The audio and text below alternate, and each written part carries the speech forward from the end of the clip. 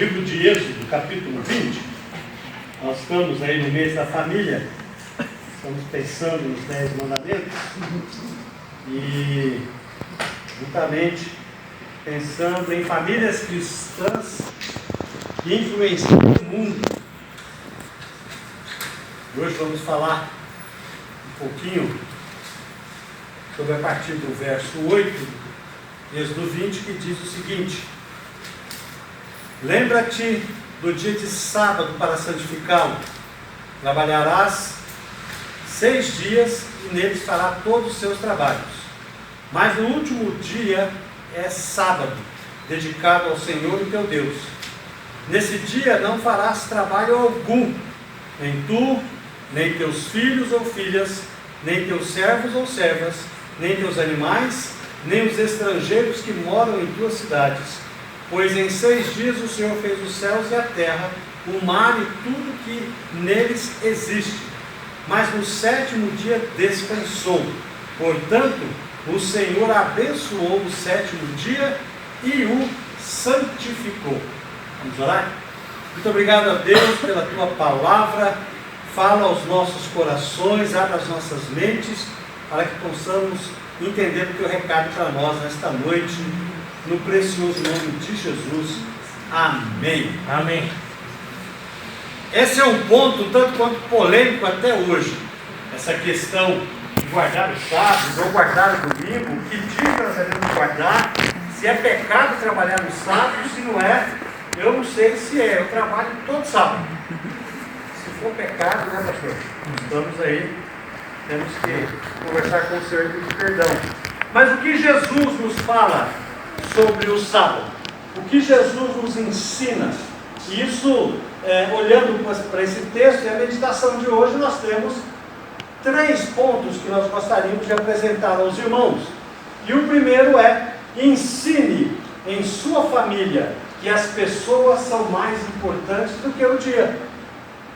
E é exatamente isso que Jesus vai fazer lá em Marcos capítulo 2, o verso 26 e verso 28 diz o seguinte: nos dias de Abiatar, o sumo sacerdote, ele entrou aqui, Jesus está falando de Davi, ele entrou na casa de Deus e comeu os pães da presença, que apenas aos sacerdotes era permitido comer, e os deu também aos seus companheiros.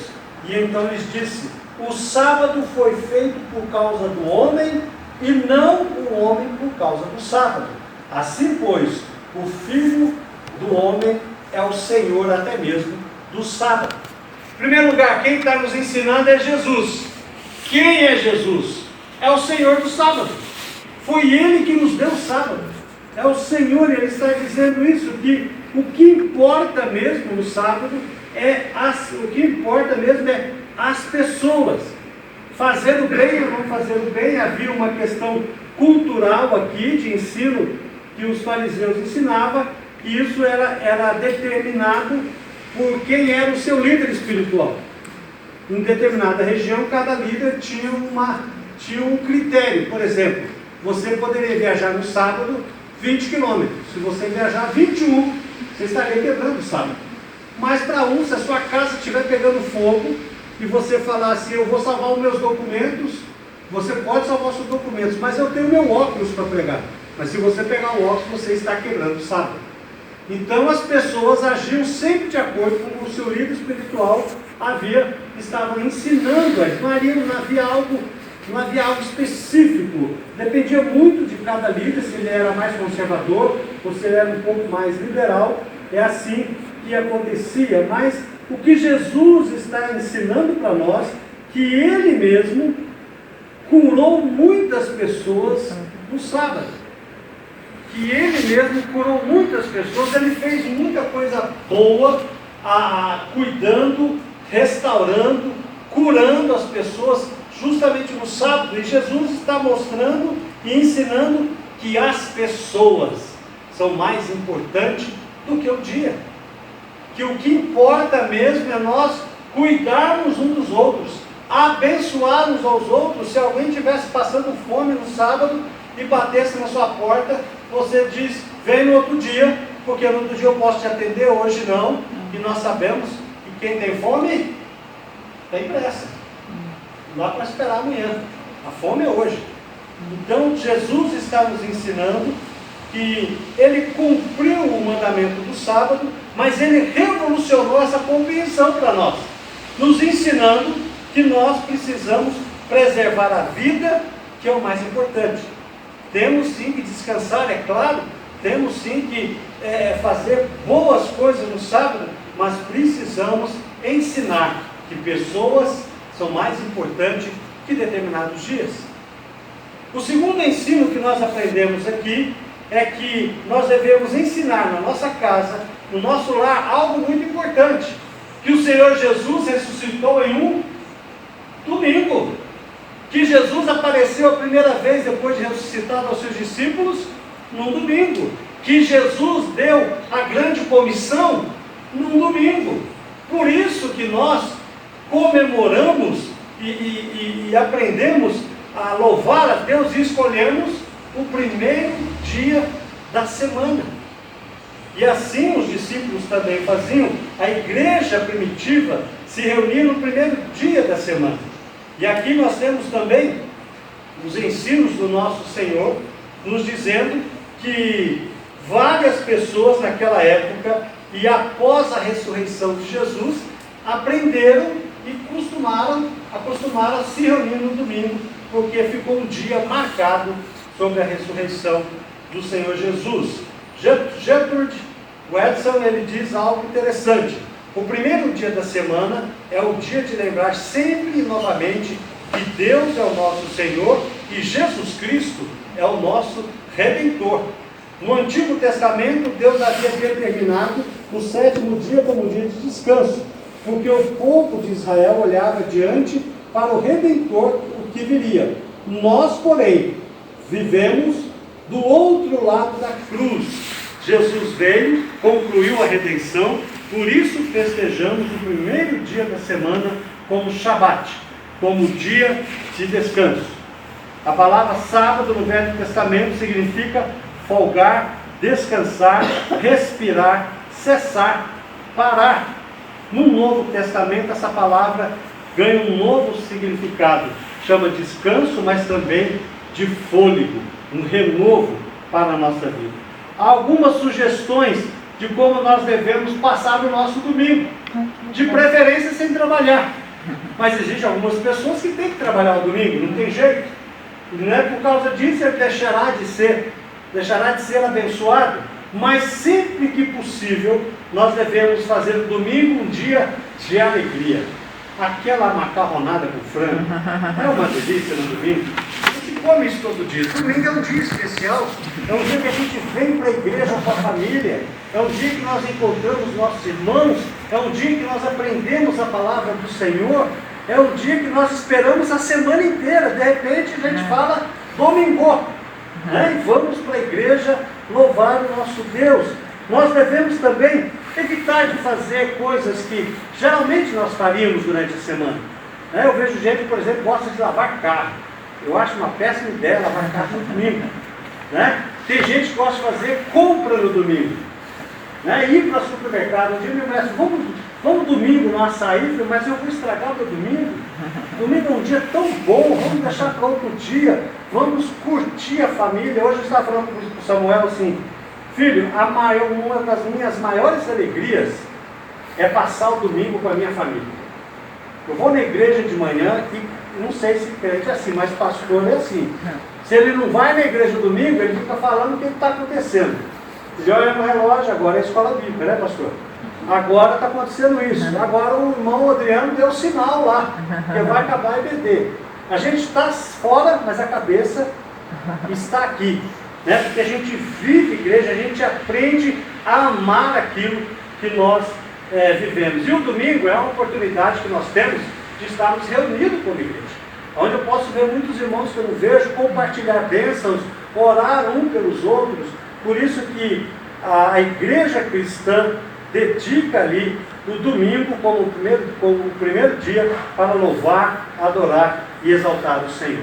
E o terceiro ponto, mas não menos importante, é que nós devemos cultivar na família que Deus quer mesmo é uma espiritualidade sem a carga da religiosidade. O embate de Jesus com os fariseus nessa questão era a questão da religiosidade. Esse era o grande embate. E aqui Jesus está nos ensinando porque Deus também tem um embate no Velho Testamento e no Novo Testamento da questão da religiosidade. O sábado é o mais importante. Nós não podemos queimar o sábado, nós não podemos trabalhar no sábado. Mas acontece que muitas daquelas pessoas no Antigo Testamento, eles cumpriam o sábado simplesmente por uma formalidade, por uma obrigação. É mais ou menos assim. Imagina que você não, claro, nem eu nem você. Alguém que vem para a igreja, ele chega aqui na igreja, cumpre o seu papel, vem às 9 horas, participa do culto, na hora de dar o dízimo, ele dá o dízimo, na hora de ofertar, ele oferta, na hora de orar, ele ora, na hora de estudar a Bíblia, ele estuda, quando ele chega em casa, ele pega a Bíblia e fala assim: pronto, cumpri minha missão, domingo que vem tem mais. Só que dentro do seu coração está completamente longe de Deus. Aquilo que deveria de ser vida, aquilo que deveria de ser um prazer, aquilo que deveria de ser uma edificação, se torna uma obrigação. E quando a sua vida cristã deixa de ser abençoada, prazerosa e edificante, ela se torna religiosidade. Quando você vem para a igreja porque você se sente obrigado a vir, ou porque você vem porque tem que obedecer a sua esposa, ou levar o seu marido, ou porque você vem por causa dos seus filhos, isso é religiosidade. E exatamente contra isso que Deus está lutando. Deus condenou esse comportamento do povo de Israel. Veja só, tem vários textos, mas eu gostaria de ler 2 textos aqui que eu acho muito importante. Isaías capítulo 1, o verso 13, o Senhor diz assim: parem de trazer ofertas inúteis. O incenso de vocês é repugnante para mim. Luas novas, sábados e reuniões, não consigo suportar suas assembleias cheias de iniquidade. Deus está vendo aquele povo dedicando, mas por obrigação. E olha só o que vai dizer lá em Amós, no capítulo 8, versos 5 e 6, dizendo, quer dizer, o povo de Israel dizendo, olha só o coração do povo: quando acabará a lua nova, para que vendamos o cereal, e quando terminará o sábado, para que comercializaremos o trigo, diminuindo a medida, aumentando o preço, enganando com balanças desonestas, e comprando o pobre com prata, e o necessário e o necessitado por um par de sandálias, vendendo até palha com trigo. Isso aqui significa o quê? O camarada estava doido para acabar o sábado. Eu quero que acabe logo, porque amanhã eu quero continuar fazendo negócio. Como ele não podia trabalhar no sábado, ele ficava esperando acabar, ficava assim, só olhando o relógio. Acabou, pá! Né? Já viu? Ficou assim? Na escola a gente fazia assim, né? Estava olhando o relógio, olhando o professor falando, ninguém estava prestando atenção. Quando dá um apito, porque está ali obrigado. E às vezes as pessoas dentro do povo de Deus lá em Israel, e hoje também dentro da igreja, através da minha vida e a partir da minha vida, muitas vezes nós fazemos isso. Ficamos cumprindo e querendo cumprir a obrigação, enquanto Deus quer relacionamento. Não se tem relacionamento com Deus, não se tem relacionamento de uma família com Deus, se isso não for espontâneo, se não vier da nossa vontade, se não vier do nosso coração, se não vier da nossa decisão de conhecer a Deus, de cultuar a Deus. Culto no lar, irmãos, deveria de ser todos os dias, em família. Se não, pelo menos com o casal, estão sempre juntos, todos os dias, ler um texto da palavra, orar, colocar pedidos de oração, pedir que o Senhor abençoe a família. E às vezes nós vemos pastores, líderes pedindo que pelo menos uma vez a cada 15 dias, enquanto nós deveríamos fazer isso todos os dias, criar o hábito todos os dias de orar ao Senhor, criar o hábito de agradecer as refeições. O pastor Neto sempre fala aqui, eu oro sempre que eu vou comer alguma coisa, eu oro a Deus. Sim, eu também oro, aprendi isso com o pastor Neto aqui na igreja. Sempre quando ele vai se alimentar, agradece a Deus pelo pão. Tem que ser um hábito na nossa vida. Tem que ser um hábito nós criarmos um relacionamento. E o que Deus quer é exatamente esse tipo de comportamento. Não religiosidade. Eu venho na igreja porque eu sou obrigado, eu dou o dízimo porque eu sou obrigado a dar o dízimo. Não, irmãos. Alguém fala assim, não, eu dei o dízimo, então eu já cumpri a minha obrigação. Ou eu dou o dízimo, aí cobro Deus as coisas. Deus ri do nosso dízimo quando nós agimos assim. Porque a gente acha que Deus precisa de... Deus não precisa de nada, irmãos. Deus se basta. Deus não precisa da gente. Algumas pessoas declaram assim, Deus precisa de você. Deus não precisa de ninguém. Ele não precisa de ninguém, Ele se basta, Ele é Deus. Ele quer que a gente se relacione com Ele. É isso que Ele quer. Só que isso não pode ser feito através de uma religiosidade. Em Mateus capítulo 12, Jesus ensina essa verdade. Naquela ocasião, Jesus passou pelas lavouras de cereal no sábado. Seus discípulos estavam com fome e começaram a colher espigas para comê-las. Os fariseus, vendo aquilo, lhe disseram, olha, teus discípulos estão fazendo o que não é permitido no sábado. E ele respondeu, vocês não leram o que fez Davi, quando ele e seus companheiros estavam com fome?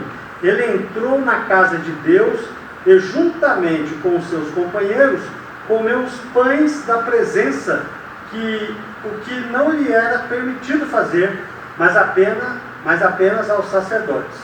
Ou vocês não leram na lei que o sábado e os sacerdotes do templo profanam esse dia e contudo ficam sem culpa? Eu lhes digo que aqui está o que é maior do que o templo. Se vocês soubessem o que significam essas palavras, desejo misericórdia, não sacrifícios, não teriam condenado inocentes, pois o Filho do Homem é o Senhor do sábado. É Deus quem está falando.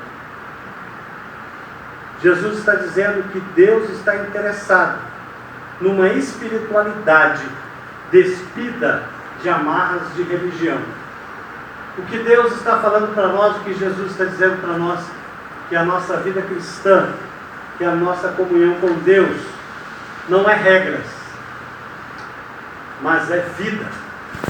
É a vida de Deus na nossa vida. É a vida de Deus transformando o nosso caráter e nos tornando cada vez mais parecidos com Jesus. Que Deus nos abençoe, que Deus nos derrame graça no nome de Jesus. Vamos orar? Pai, em nome de Jesus, nós queremos louvar o Teu nome, porque o Senhor é o Deus e é o Senhor de todos os dias. Nós louvamos o Teu nome porque nós temos a oportunidade de aprender que pessoas são mais importantes.